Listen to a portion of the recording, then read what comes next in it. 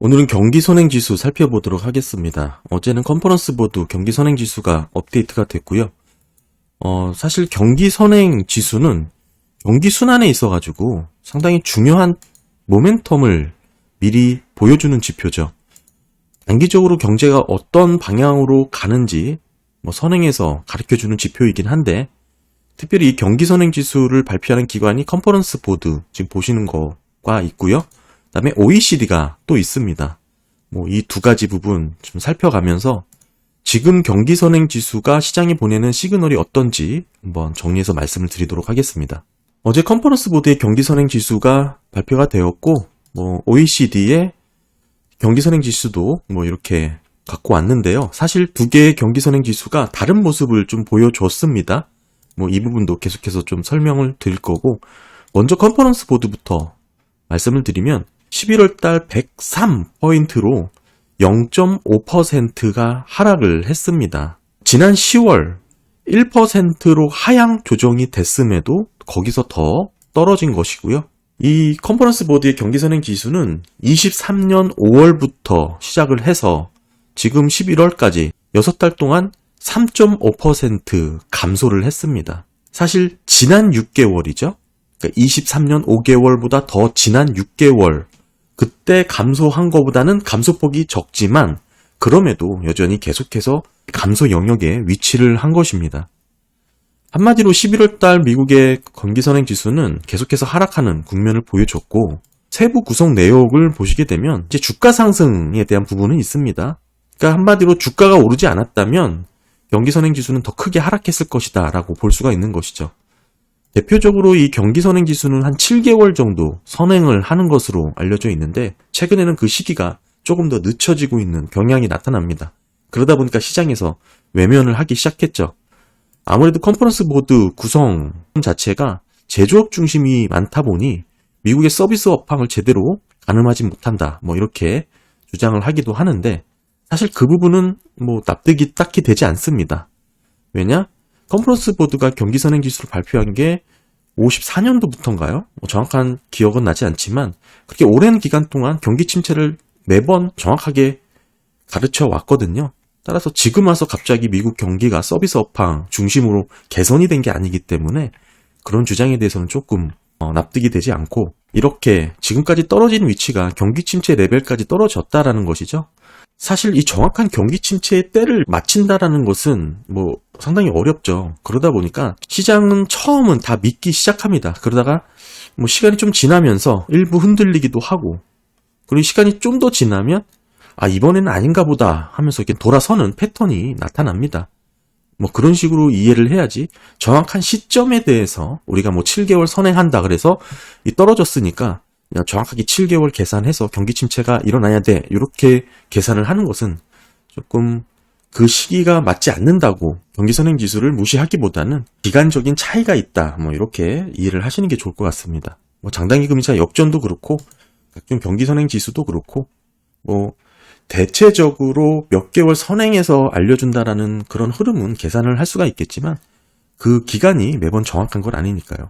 지금 보시게 되면 컨퍼런스 보드의 경기 선행 지수 세부 구성 내역입니다.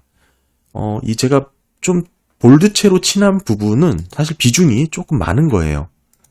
세부 내역 구성 비중 보시면 한 24% 정도 들어가는 부분, 그러니까 제조업 평균 주당 근로 시간이죠. 이런 부분은 좀 비중이 많이 들어가고, 지금 장단기 금리차 역전도 비중이 좀 높죠.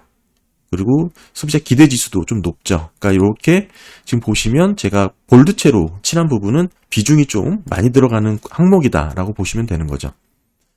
보시는 것처럼 7개 정도는 비금융 섹터고 제조업이 좀 많고요. 그리고 3개는 금융 지표로 이렇게 구성이 되어 있습니다.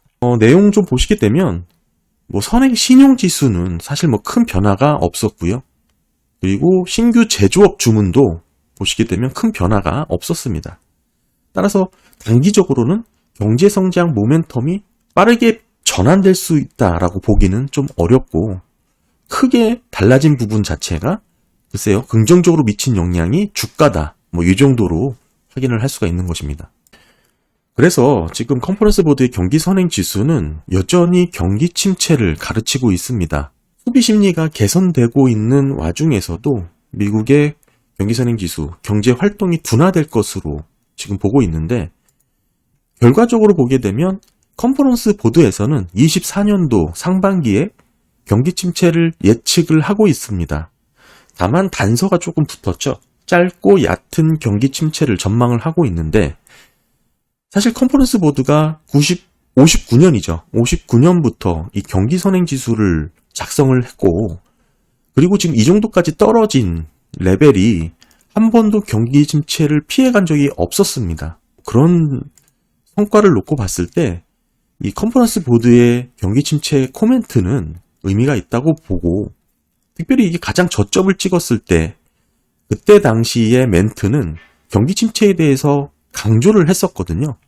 근데 최근에는 그 정도가 조금 약해졌다라는 것을 느낍니다. 아까도 말씀드렸지만 짧고 얕은이란 문구를 경기 침체 앞에 언제서부턴가 이렇게 포함해서 발표를 하고 있습니다. 지금 이 차트는 컨퍼런스 보드의 경기 선행 지수가 지속적으로 경기 침체를 가르치고 있다. 특히 이 빨간 선이 경기 침체 시그널입니다.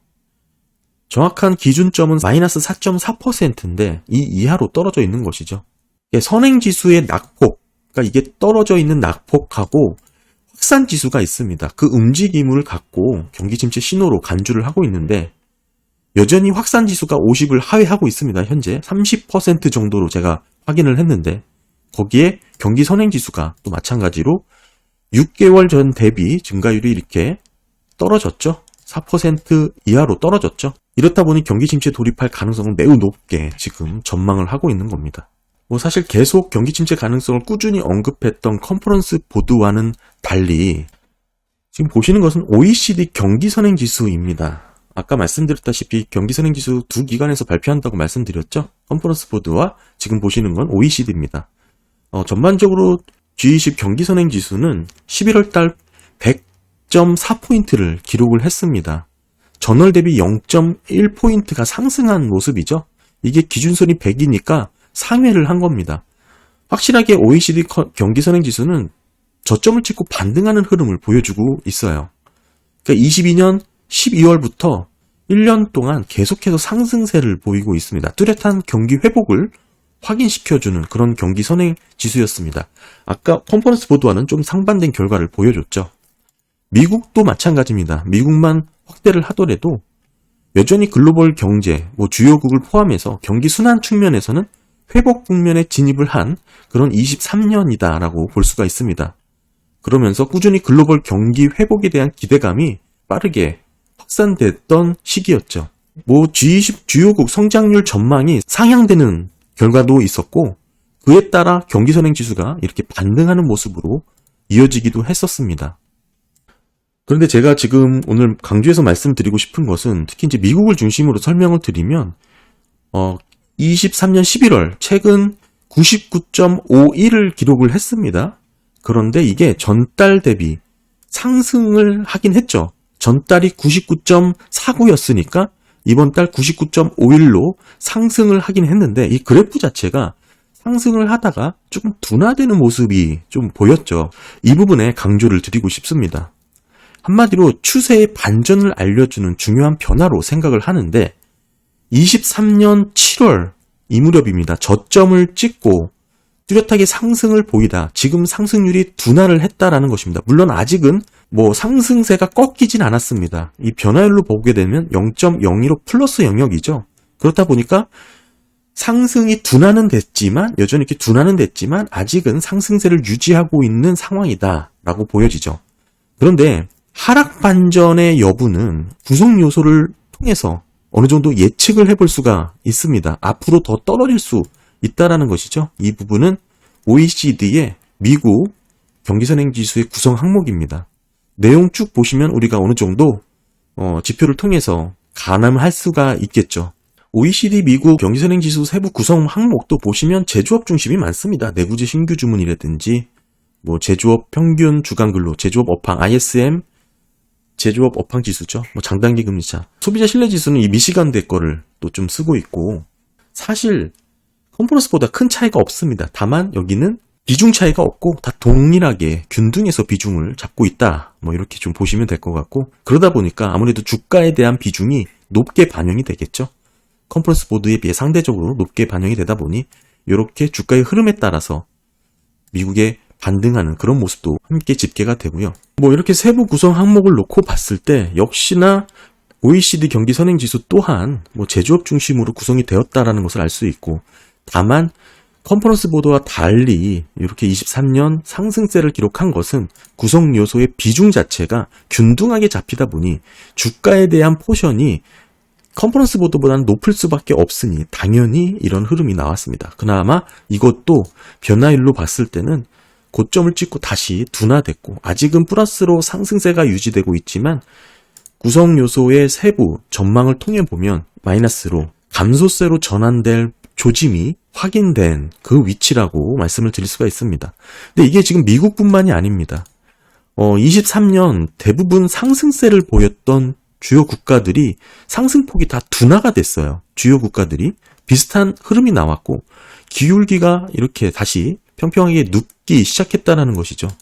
게다가 여전히 회복하지 못하고 있던 국가들의 지표는 계속해서 나쁜 영역의 데이터가 이어지고 있습니다. 종합을 해보면 일부 국가의 경기 선행 지수는 지금 현재 상승 여력이 줄어들고 있다라고 봐야 됩니다.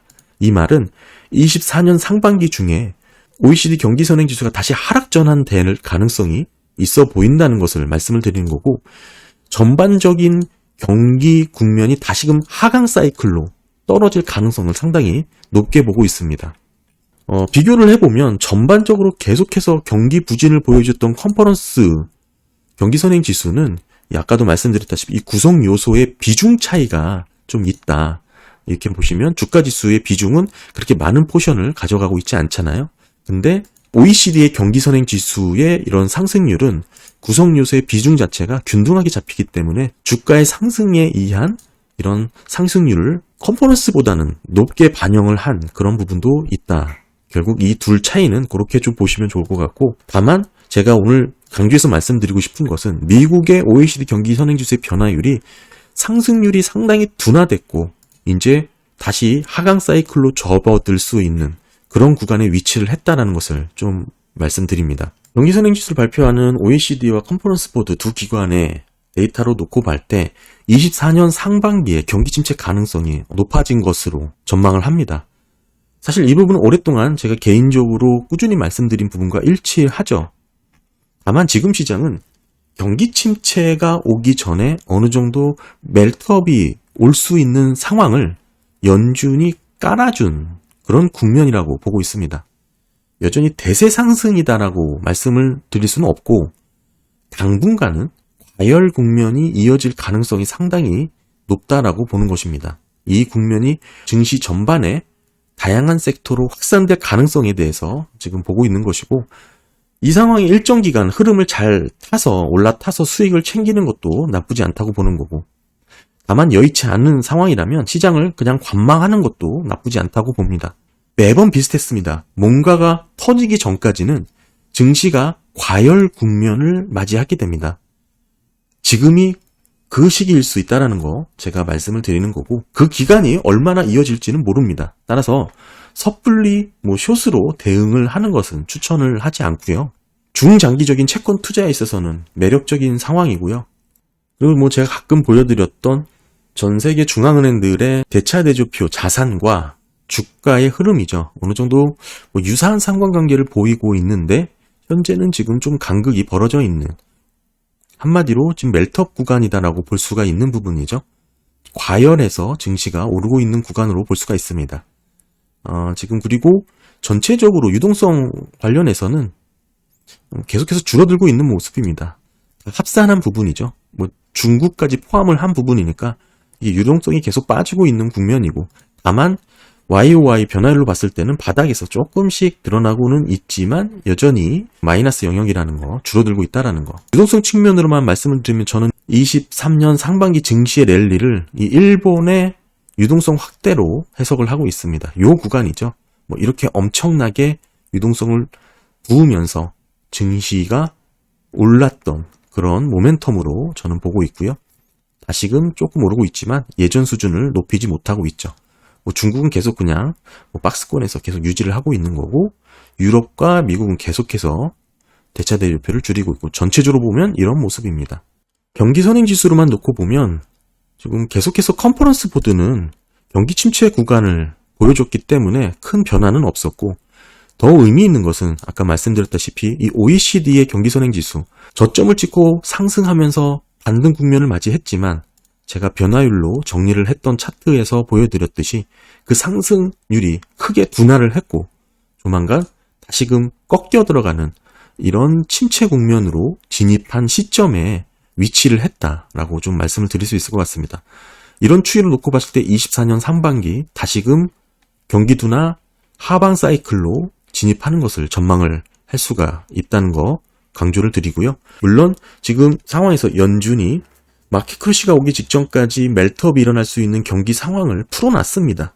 따라서 그런 부분 잘 대응하셔서 뭐 수익을 극대화하시던지 어느 정도 시장을 관망하시던지 중장기적으로는 채권에 대한 비중이 여전히 긍정적이다라는 것을 좀 강조를 드립니다.